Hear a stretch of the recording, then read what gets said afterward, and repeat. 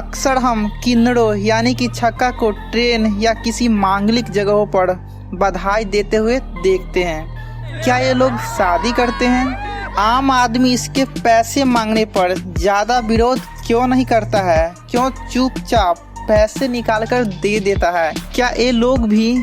चलिए आपके सारे सवालों के जवाब इस वीडियो में आपको मिलने वाले हैं। अगर आप किन्नर को देखते हैं तो आपको क्या लगता है कि यह जन्मजात से ही किन्नर होते हैं? तो ऐसा नहीं होता है।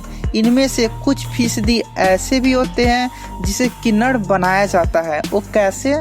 हम आगे इसकी चर्चा करेंगे। किन्नर को हम लोग छक्का, हिजड़ा आदि के नाम से भी जानते हैं। किन्नर की जब मृत्यु होती है तो इनका अंतिम संस्कार बहुत ही गुप्त तरीकों से किया जाता है, क्योंकि ऐसा माना जाता है कि कोई आम इंसान इसकी अंतिम संस्कार को देखता है तब वह भी अगले जन्म में किन्नर ही पैदा होता है। इसकी सब यात्रा दिन में नहीं बल्कि रात में गुप्त तरीकों से निकाली जाती है, ताकि ना तो कोई इसे देखे और ना ही इसके बारे में कोई जाने। सब यात्रा से पहले इन सब को जूते चप्पलों से पीटा जाता है, ताकि अगले जन्म में इसे किन्नर का जन्म ना मिले और इस जिंदगी से इसको हमेशा के लिए छुटकारा मिल जाए। ये लोग मुर्दे को जलाते नहीं हैं बल्कि इसको दफना देते हैं।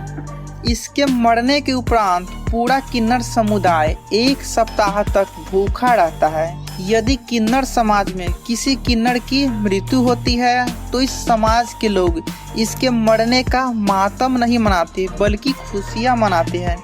ये लोग खुशियां इसलिए मनाते हैं क्योंकि इसका मानना है कि मरने के बाद इस नरक रूपी जीवन से छुटकारा मिल गया है। ये लोग मरने के बाद अपने पैसे से दान भी करवाते हैं, ताकि इन्हें पुनः इस रूप में यानी कि फिर से किन्नर न पैदा होना पड़े। ज्योतिष के अनुसार वीर्य की अधिकता से पुत्र की उत्पत्ति होती है और खून की अधिकता से पुत्री की, लेकिन अगर वीर्य और रक्त समान होती है तब किन्नर संतान पैदा होती है। पुराने समय में भी किन्नर राजाओं महाराजाओं के यहाँ नाच गाकर अपनी जीविका चलाते थे।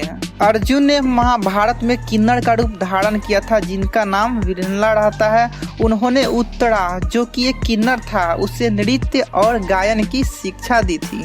किन्नर की दुआओं किसी भी व्यक्ति के बुरे समय को दूर कर सकती है। ऐसा क्यों कहा जाता है? तो इसके पीछे एक दिलचस्प कहानी है। तो जब भगवान श्री राम 14 वर्ष का वनवास काटने के लिए अयोध्या छोड़ने लगे तो उसके प्रजा के साथ साथ किन्नर समुदाय भी उसके पीछे पीछे चलने लगे। भगवान श्री राम ने यह प्रेम देखकर उन लोगों को अयोध्या लौटने को कहा।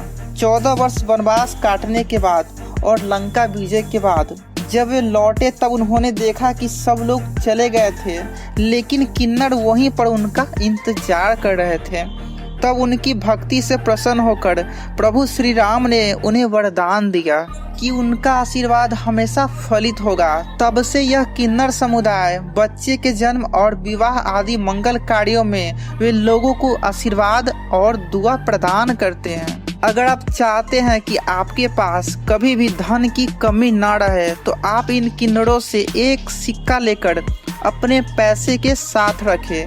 इससे आपको धन की कमी दूर हो जाएगी। अगर किसी के घर किन्नर बच्चा पैदा होता है तो इस बच्चे को किन्नर समाज अपने साथ ले जाते हैं, क्योंकि उन्हें लगता है कि यह समाज इसको एक्सेप्ट नहीं कर पाएगा और इसका जीना मुहाल हो जाएगा। किसी नए व्यक्ति को किन्नर में शामिल करने के लिए कई नियम और कई रीति रिवाज है जिसका पालन किया जाता है। नए किन्नर के शामिल करने से पहले नाच गाना के साथ साथ सामूहिक भोज भी किया जाता है। ऐसा मान्यता है कि ब्रह्मा जी के छाया से किन्नरों की उत्पत्ति हुई है। दूसरी मान्यता यह है कि अरिष्टा और कश्यप ऋषि से किन्नरों की उत्पत्ति हुई है। यदि आपके कुंडली में बुध ग्रह कमजोर हो जाए तो आप हरे रंग की चूड़ी और साड़ी किन्नरों को दान करें। किन्नर समुदाय के लोग शोक सभा में शामिल नहीं होती, बल्कि यह हमेशा मांगलिक कार्यों में ही हिस्सा लेते हैं।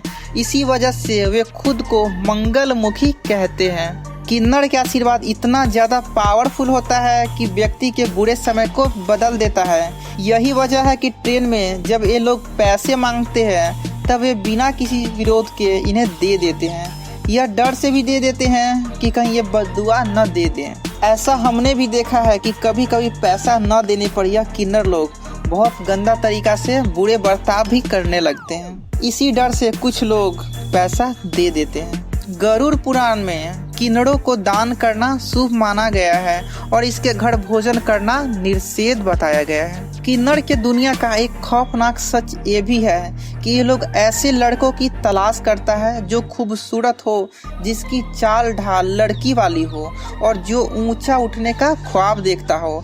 यह समुदाय सबसे पहले उसे नजदीकियां बढ़ाती है और समय आने पर उसे बधिया कर देता है, यानी कि वह शरीर के उस अंग को काट देता है जिसके बाद वह कभी लड़का नहीं होता है। देश में हर साल 40 से 50 हजार किन्नरों की वृद्धि होती है। तमाम किन्नरों में 90% ऐसे होते हैं जिन्हें किन्नर बनाया जाता है। समय के साथ साथ वे लोग भी इस बिरादरी में शामिल होते चले गए जिसकी भावना बिल्कुल जनाना वाला था। आम लोगों के तरह ही किन्नर समुदाय भी वैवाहिक बंधनों में बंधते हैं। किन्नर अपने आराध्य देव अरावन से विवाह करते हैं, लेकिन इनका विवाह मात्र एक दिन का होता है क्योंकि अगले दिन अरावन देवता की मौत हो जाती है। इसके मौत के साथ साथ वैवाहिक जीवन भी खत्म हो जाता है। अब सवाल यह उठता है कि अरावन है कौन, किन्नर उससे शादी क्यों रचाते हैं और यह शादी मात्र एक दिन के लिए ही क्यों होता है। इन सभी प्रश्नों के उत्तर जानने के लिए हम लोग को महाभारत काल में जाना पड़ेगा। अगर आपको पूरी कहानी जाननी है तो हमें कमेंट बॉक्स में ज़रूर बतावें। अगर ज़्यादा कमेंट आती है तो इस पर हम वीडियो ज़रूर बनाएंगे।